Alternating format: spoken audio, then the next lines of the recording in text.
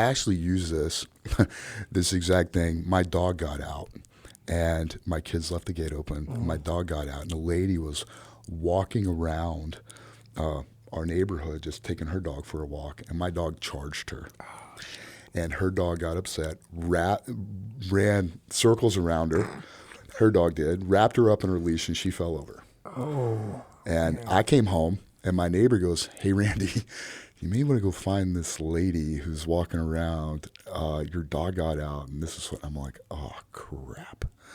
So I got out. I drove around the neighborhood. I couldn't find her.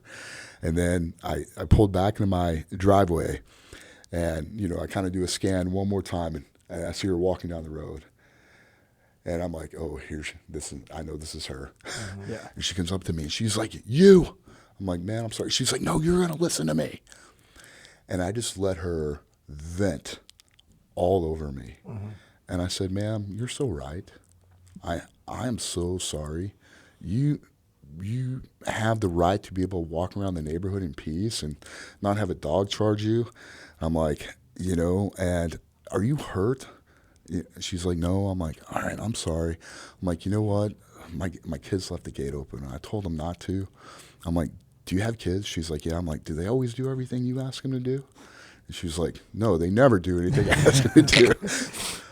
So we ended up talking, right? And just because I let her vent all over me, I didn't take it personally. I told her she was right, and I apologized, and that she had a right to be there and not be like confronted by my dog. She ended up hugging me, like telling me I should, meet her husband. I got her name and everything, and I made a friend. Yeah.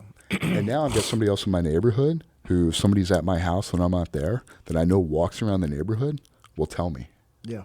Dude, that's awesome. I made a friend. I made an ally. Yeah. I made our neighborhood versus an enemy by just treating her with dignity, respect, and empathy.